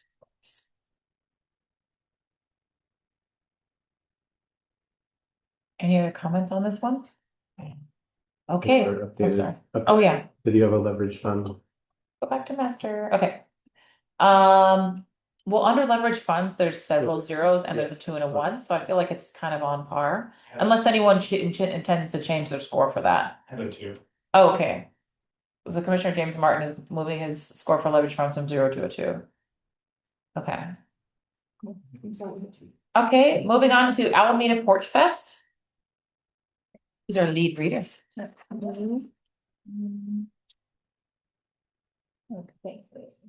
Alameda Porchfest 2026, August of this year. Alameda Porchfest will be a free walkable neighborhood music festival that brings local artists to front porches across the island. For the first year of the festival, Porchfest is targeting approximately 6 to 8 porches on which to host around 30 musical acts throughout the day. It's a joyful, homegrown day of live music and neighborly connection, celebrating the creativity, culture, and community that makes Alameda home. By turning porches, stoops, and small outdoor spaces into temporary stages, Porchfest reimagines the city itself as a shared cultural space and invites residents to connect with each other, notice the art and artists all around them, and experience their neighborhoods in a new way. Okay, my notes were, I thought this was a very creative idea. It uses the landscape, the community, the existing community of Alameda really well. The group itself is new, but the organizers have extensive experience in producing music events, so I think their experience and capacity are strong for this. I did note in the budget, I was concerned that there didn't seem to be a plan about how to raise the remainder of the funds that aren't covered by the grant request. I did like that musician fees are the largest item in the budget. The timeline, I appreciated how much detail they went into. It did seem like a bit of a crunch to pull this off by early August.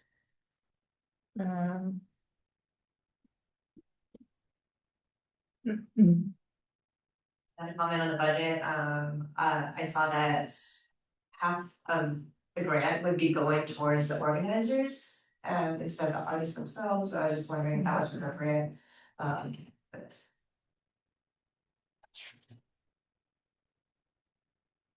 But otherwise, I thought it was a great program, and, there's a lot of community support, it sounds like, they already had like 25 organizing volunteers, and 50 people interested in attending that big hold. Well, this was a big deal during the pandemic, these porch fests. I remember walking around and hearing the music. It was so joyful. I would love to see them pull this off. Really would. Yeah, I've been attended similar events in other places that have been really cool, and I think it seems like something that could really thrive in Alameda.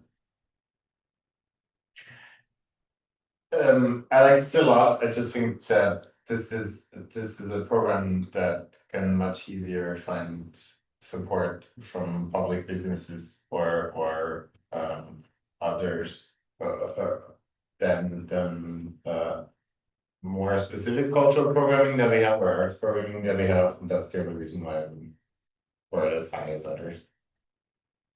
This feels like a call for every local brewery in town. And there are many of those. Yes. All right, yeah. Are there any changes in scores? I'm just highlighting that Commissioner James Martin, I've got a 0 and the rest are 2s. We can keep it the same. And then also I see a 0 also for Commissioner Lisa Martin, while the others are like 5s and 4s. So just curious if anyone intends to change those. I had a 3. 3? Okay. All right. Moving on to the next one, unless there's any other comments for this. The Green Flower Ceremony. Yes. Green Flower Ceremony is an Afghan culture and arts program. The Afghan Cultural Heritage Festival is a public celebration designed to preserve, promote, and share Afghan arts and culture with the broader Alameda community. The artistic vision is to create a vibrant, immersive experience that showcases traditional Afghan music, dance, poetry, and visual arts while fostering cultural understanding and connection among diverse audiences. Through live performances, interactive workshops, and community engagement, the festival will offer both educational and entertaining experiences, highlighting the richness of Afghan heritage in an accessible and inclusive. Again, I thought this was a unique and new and different type of program. It sounds very interesting. I like this. I felt the budget was vague in a lot of ways. For instance, there was something called artistic program. They budgeted 11,000 to that, so I'm not sure what that means. There could have been a lot more detail in here, but they did include 11,000 for the talent, so I thought that was really good. It's a big budget. I didn't really see any leveraged funds. Did I miss it? See any? Okay. So, that's my feedback. I had a question about the proposal name, it's a green flower ceremony, I think in the proposal description, the Afghan Cultural Heritage Festival made more sense. I wanted to know more about what exactly the green flower ceremony was, if it was the festival's name, yeah, that was my question. But I thought it was cool because Alameda County does have a high percentage of the Afghan community, so it'd be great to host it here, but I also rent it very low on the very bottom because they're not based out of Alameda and it's not for sure happening now. Right.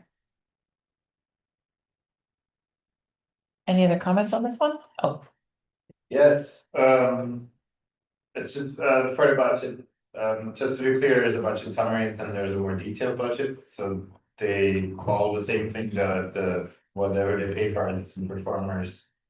Higher artistic program, that's why it shows up, so this is the summary of it. I felt the budget was okay, we do have this with a few projects that they only focus on expenses and not on income, which makes it hard to judge leverage funds. And to judge what they're asking for. Right. And to judge what they're asking for. That's true.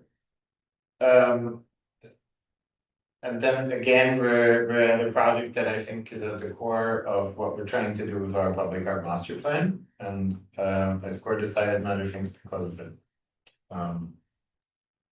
Either we are saying we're trying to provide inclusive programming, or we're not, and this is a chance to do that. any other comments on this one? Okay, Asian Pacific Islander Cultural Celebration. I believe so. Yes. The 2027 API Cultural Celebration will continue to outreach to individual Asian communities and organizations to source relevant and authentic cultural content that will be featured in pavilions. The original and continuing vision is to create space for members of the Asian communities and Asian organizations to present aspects of their unique culture in a dedicated space to increase individual cultural visibility and recognition. I've attended this before. I think it's an amazing celebration, art, performance. It's an exciting event, so I scored it pretty high. Yeah, so scored it pretty high. I've also attended this festival before. I have a note for the applicants that this is an API festival. The proposal heavily cited Asian communities and excluded, probably not on purpose, but I just want to remind you that it is API. Please mention that you're also going to include Pacific Islanders and Pacific peoples.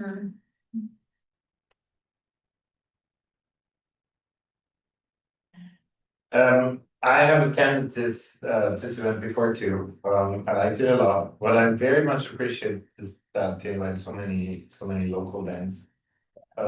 Groups from all areas of the Asian Pacific world. I think they're well experienced in what they're doing. Not just a little bit. I don't think they need improvement with what they're doing. Again, we're talking about programming for historically underserved communities here. Commissioner James Martin, I've got a 0 for you for leverage funds. Yes.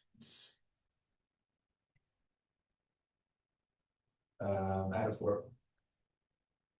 I'd like to change my second number 2 to a 3. Okay. Any other comments or questions or discussion points on this one? Okay, moving on to In Living Colors. I think I have that. In Living Colors, the free West Alameda Community Arts and Culture Festival by my Lynn PTA. In Living Colors is a free annual West Alameda Community Arts and Culture Festival that will be celebrating its 5th year in spring of 2027 as a public event organized by a core group of parent volunteers in partnership with key organizations and community members. The core mission of the event is to demonstrate the power, impact, and relevance of local arts and culture and deepening our ability to thrive in and especially diverse communities. Stop here. Do you want me to read over? Oh, no, you can just do the first paragraph. Okay. Yeah, in the interest of time, it's fine. I'll do that. I have been to Living Colors before. I am trying to go to as many of the programming things as I can. This was really a fun one. I wasn't sure what to expect. As a board member of the Otis Elementary PTA, this is obviously competition to us. It's not at all. It was a really nice event. It had nothing to do with the school. Like they brought in so many different groups. They had dance performances. They included all the parts of radium in a really nice way. It was really nice to see, and I appreciate this a lot. Is it like my one big thing that I would want to see supported? I'm not sure about this, but it is a great event. I've also attended this event and echo Commissioner Platzmiller's comments. I rated it high because I was really impressed by the overall package and thoroughness of the application.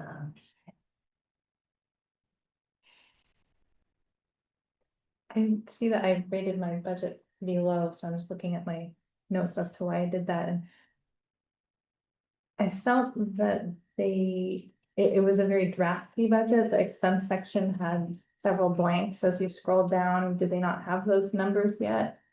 It wasn't clear. And the fees to artists and performers are quite a small portion of the budget. The coordinators eat up a majority of the funds. They also didn't address why they've done this 3 years already, or they're about to do the third one, or they just did the third one. Anyway, why the sudden need for city funding? They've gone without that in the past. They didn't address that at all. I just would have liked for them to explain that a little bit.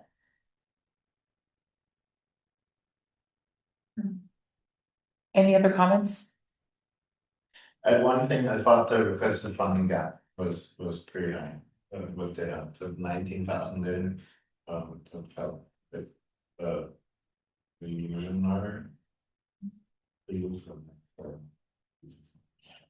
Any update or missing scores? I see a 0 for Commissioner Lisa Martin, and the others are 3s and 4s. I don't recall that their proposal addressed accessibility at all, which is why I would have put a 0. But if you know more, I'm happy to change that number. Tell me about their accessibility plan. To me, as far as I know, this is a Radium presents. It's just very easily accessible. Overall, it's easy to park. They had a lot of people there, and That's true. I just wish that they would address it, I tend to, I guess, grade more harshly when, even if it's a venue that they would assume we know, that they don't talk about it. That means to me that they're not being thoughtful and intentional about that aspect, and so that's why I gave it to them. And you don't have to change your score if you don't want to. Like there's no pressure to do that. I think you bring up valid points because during the orientation, we do highlight this is what accessibility is. It's only 5%, but it is helpful for you to, it's helpful for the program organizers to give us or give the commission an indication that they're thinking about these things. In fact, on our RFP website, we also have a link to how to make your event more accessible. So there's already a toolkit there that can help folks start thinking about this if it's not something they're already thinking about. So I think you bring up a lot of fair points on that point. And then Commissioner James Martin, did you have a different score for? I had a 3. Okay. All right, any other comments about this? Okay, we're moving on to our final one story at a time. Cool. The formerly incarcerated People's Performance Project believes that the power of storytelling and sharing personal experiences from often marginalized, formerly incarcerated people can be transformative both for the artists and our greater communities. The group's mission is sharing the often overlooked powerful individual stories of the formerly incarcerated around the experience of prison, where we help our performers develop and share their experiences and wisdom learned with the goal of changing the world for the better, one story at a time. I think this is a great art piece, honestly. But my concern is this is not happening in Alameda and not with Alameda artists. I think it's a really laudable organization. I think this is really important work, and getting the voices of incarcerated people or formerly incarcerated people out there is super important. I just had questions about the proposal. It doesn't address what's bringing them to Alameda. It doesn't seem like there's any outreach or educational component beyond a post-performance Q&A. I wasn't even sure if the performances were 6 to 9 evenings or one evening with 6 to 9 acts. So those are kind of basic things that I would want to be more clear about to score more highly. I think the budget was also copy and paste from 2020 season. Yes, that was, yeah. Oh, that was the other thing, the budget. It said they was gonna be ticketed. Yeah, Which to also me not is here. like, well, that's ineligible for this grant then. Yeah. That was a question. We reached out to them to clarify that, that they intended to have a free performance in Alameda. Okay. So So, the budget, that line should just have been removed. yeah, they didn't send us an updated budget, but still, the fact that the budget was an old budget and just said to me, they didn't put a lot of effort into putting their best foot forward. Did they say where they were gonna perform in Alameda? Did they, okay, just curious. I support this idea because I think this is important. I think this is something that should be in the city of Alameda, and this might be something that a lot of us are just now used to. And that for me is really something to give them a pretty high score. I think this is worth checking out. Yes, there are ticketed events. This gives it a chance to have one not ticketed event. For something that I feel like everyone should understand and listen to. They do have, while they're not a local organization, they do have a lot of people in it with a very deep connection to Alameda County. If you're a public defender for Alameda County, you're also a public defender for the citizens of Alameda. I appreciate that part, and if it means that an organization that is usually in other parts of the county is trying to come to us and try it out here, then this is important. Any other comments at all? Or any changes of scores?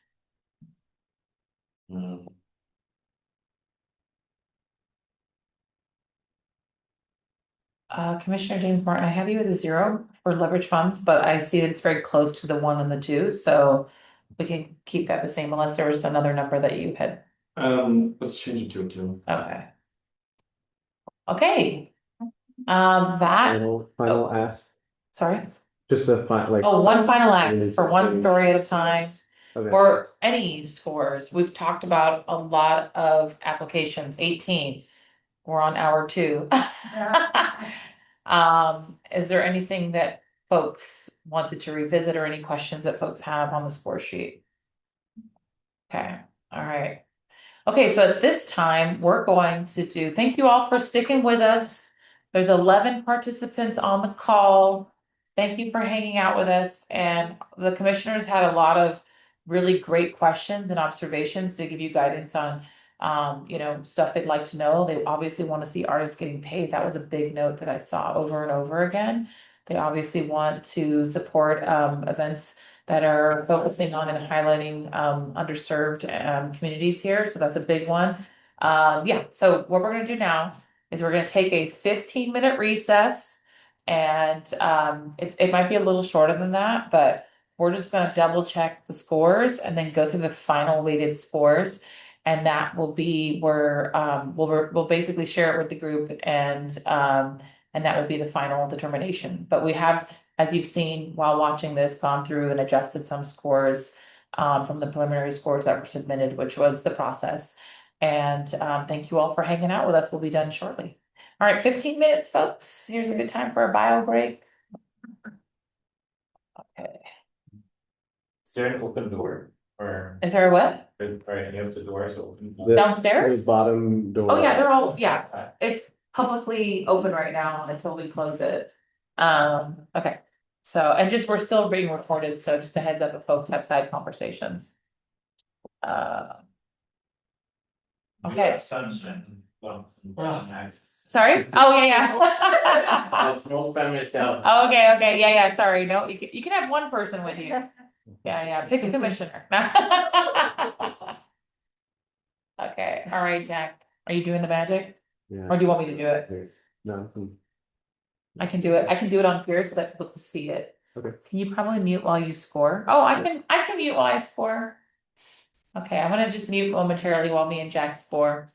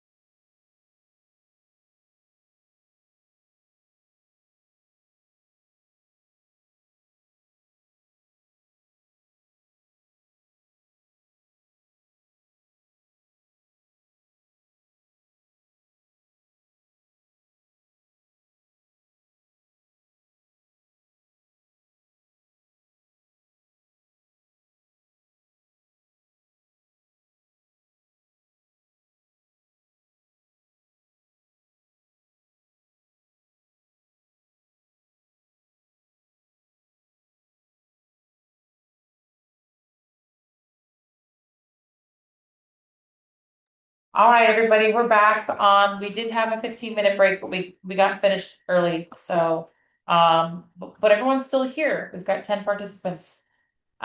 So what we did was take our final scores and then just ranked, we just basically sorted them by the top. So these are the top 6 applications. As we shared at the start of the meeting, there are 4 we had intended, but the Public Art Commission can use their discretion to award more than 4. And staff has requested that due to capacity constraints that we limit them to 6. And so in that, I decided to I highlighted the top 6 applications.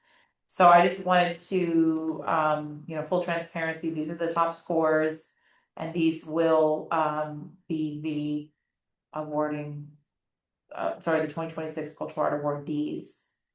Are there any questions or anything like that? Could we see the scores?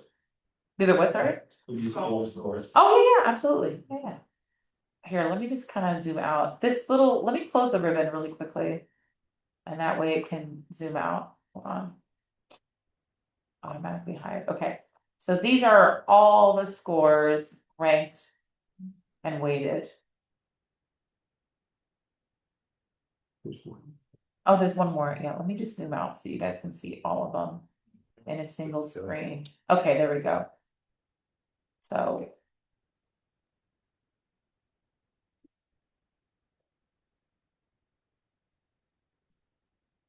And then these would be the top. So I just want to confirm with our commissioners your decision on funding. As we shared in the presentation earlier, there are several ways to do this. You could decide to award 4, and they could be 15,000 each. You could decide to award 6, they could be 10,000 each. You could decide to award, 6, doing a couple that are 15,000, so I look to you all now for guidance on the award amounts at this time. I think my question is, was everyone asking for max award amount? No, No, I'm writing down the numbers here, because when I know them. yeah, if you could tell me, I can put it Yeah, next to that'd it. be great. So Radio Day by the Bay, unclear, but I think 15,000. Okay, Next, Plein Air, 10K, sorry, where's? number 4. Okay. Well, Oh, right, the numbers are different now, sorry. You're fine.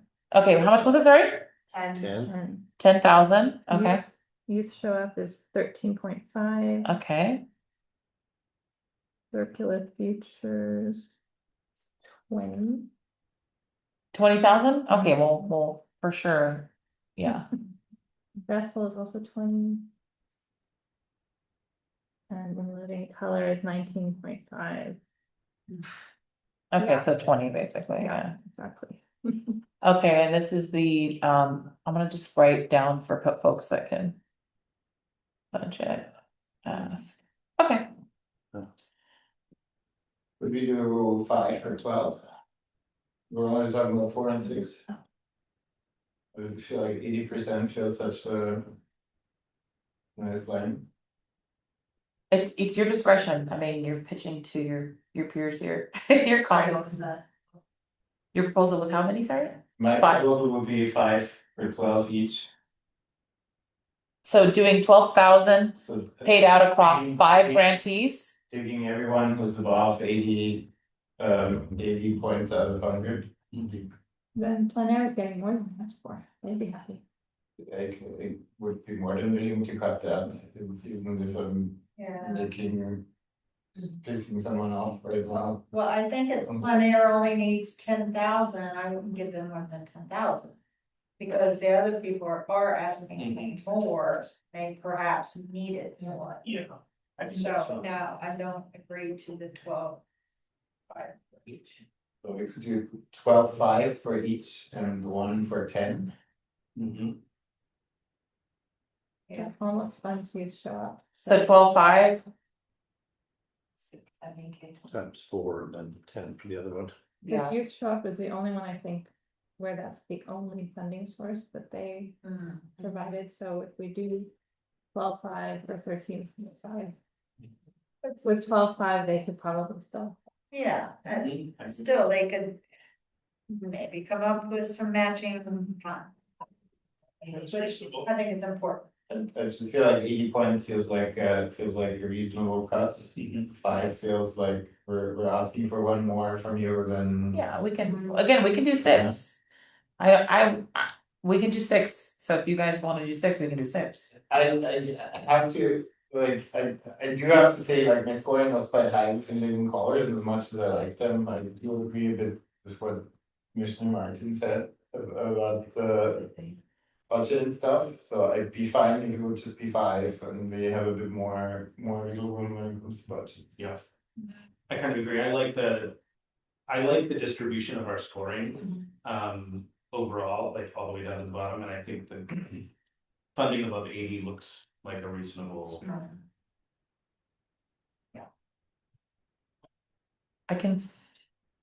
I might be shooting myself in the foot right here because it's gonna be more staff time for me, but.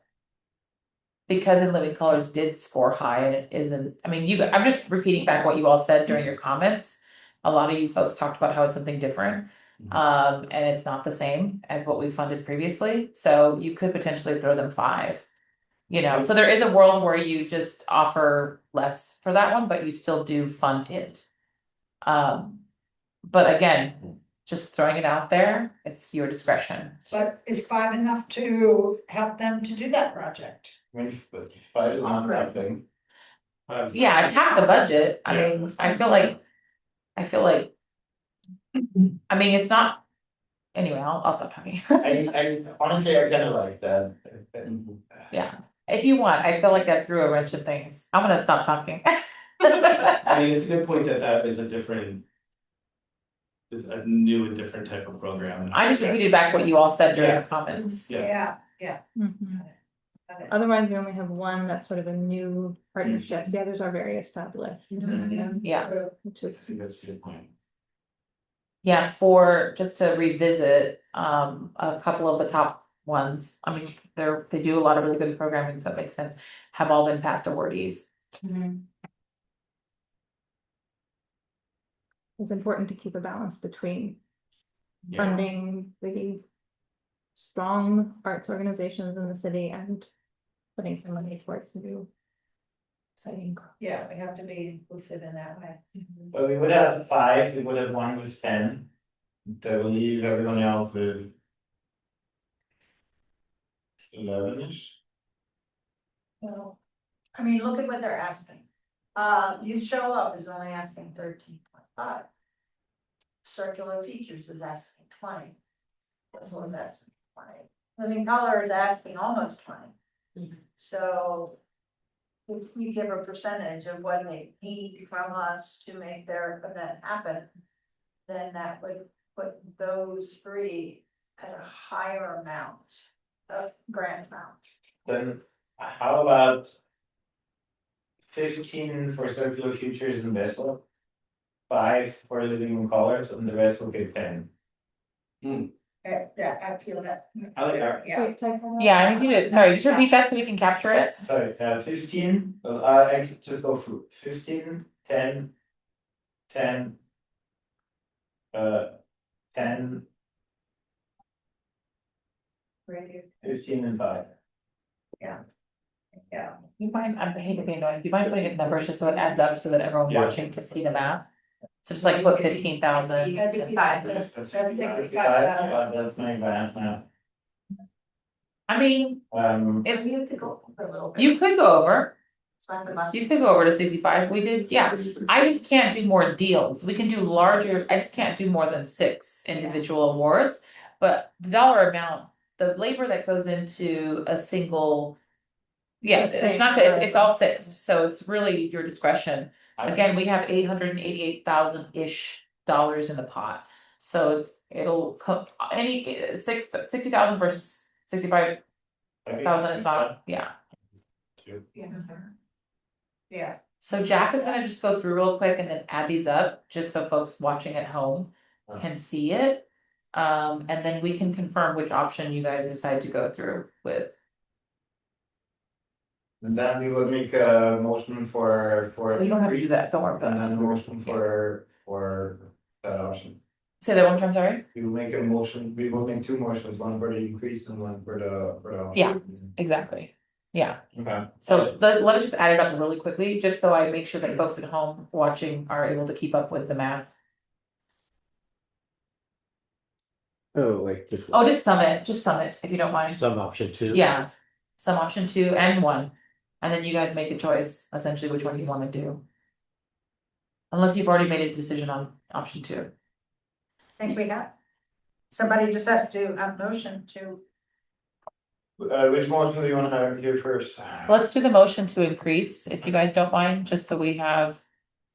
Here, hold on one second. Motion to increase the. I hate this. Cultural arts and arts programming grant from 60,000 to 65,000 US dollar in 2020s. Seconded. Seconded by Commissioner James Martin.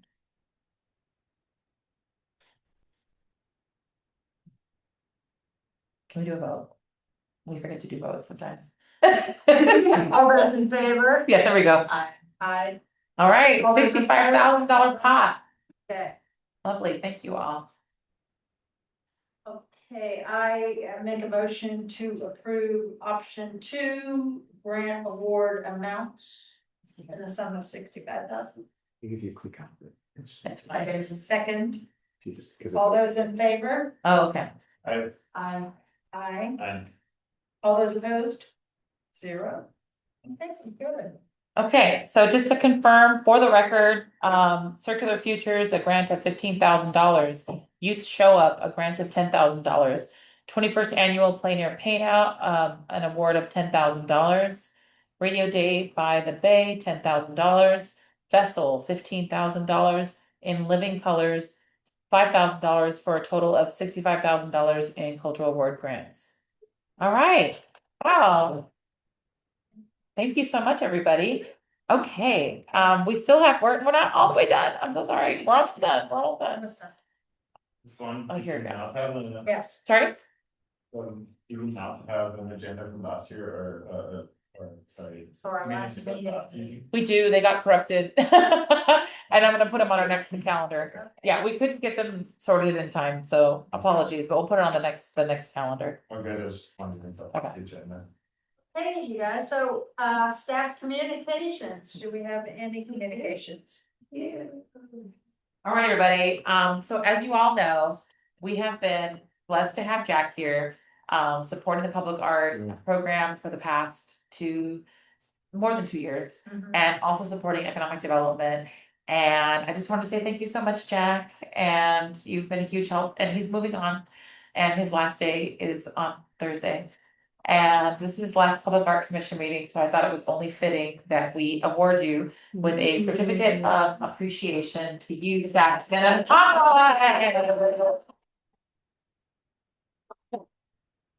you. Thank you. Speech. Yeah, well, I would just say it's been really like an honor to be here and throughout multiple commissioners and to welcome new commissioners and yeah, it's been fun to see the commission change and grow, and I think it's at a really good place, and I'm happy to be leaving it in confidence that it'll keep going well. What's next for you? I'm working with an organization called Vital Arts in Oakland, Berkeley. Yeah, as a policy and advocacy specialist there. So I'm excited, but it's tough to leave. Oh, Yeah. thank you for everything, Jack. Thank you, Yeah, Jack. thank you. Thank you. Those are, let's have communications. Thank you. Okay, are there any written communications? I don't think I have any others. Hold on, let me double check. No, nothing, no new ones. Okay, we're going on to commission communications. First off, I would like to thank Jack. Jack, you were so important in the development of so many things here on the commission, especially the website. That was amazing. We wouldn't have that if it weren't for you. Everybody, Jack created a website that you can find the art around the island. And honestly, we wouldn't have that without you. Thank you so much. Would have missed you. Thank you. The next thing is, I went to the ocean photography exhibit, stunning, stunning, stunning. I highly recommend you all go to that, check it out.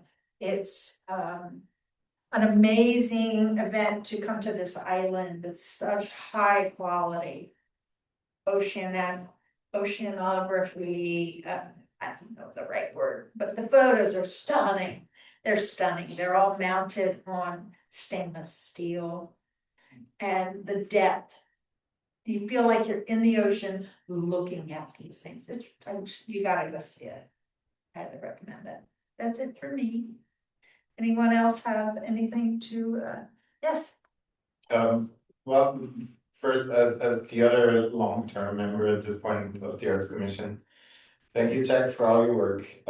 I'm so excited that you're going to Vital Arts, honoring the victims of the ocean fire and all the effects that this has on the arts community in the Bay Area is so important.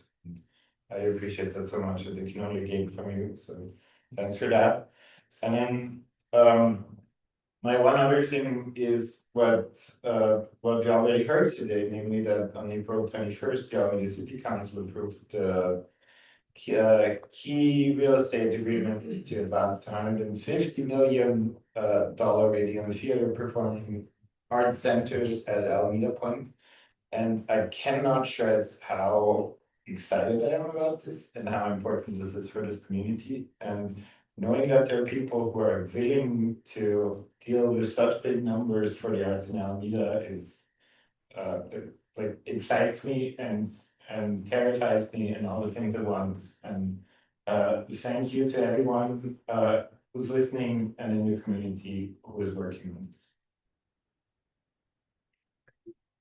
Is there any other commissioner communications? Okay, how about oral communications? No. Then I'm gonna call the adjournment. The meeting is now adjourned at 8:33 p.m. All right, thank you, everybody. Everybody, there We was did bad. we have some participants still on. Someone asked the question, Yes, can we see the scores on each category? What do they mean by that? Like our scores. our individual scores or? The weighted scores? Weighted ones. These are them. This is, If you go up. these right here, right? Well, the weighted By scores. by category. Oh, Per category, yeah. like here? They're not set up. What do you mean? Like this, I think is what they're. Yeah. Are In terms they of able to offer criteria. that in the minutes? The score sheets? Yeah, Um, like a just like a Like a copy? everybody's numbers into one. Yeah, I think Yeah. this we can. Yeah, we can put it in the minutes as well. Yeah, we can do both. We can essentially just like PDF this thing. Just attach that. It's just huge, but yeah, because it keeps going across 18. But these are essentially the weighted scores. We took your your individual scores, and then we weighted them by the percentages there. And then to do that, we had to make it add to 100, so like each one is 100, and then we normalize it and divide it by. And that's how we got the scores. So pretty good. But yeah, I think that's what they were asking for. I hope I got it right. So, Thank you all. We're gonna stop the meeting now. Thank you all for, oh, hold on, there's a comment. The meeting is technically done, but I just want to make sure. Thank you all for the hard work and long night. Yes, thank you. All right, now I will end the meeting. Thank you all for hanging out with us. There's 6 attendees still here. Thank you. Can't get enough. Historically, this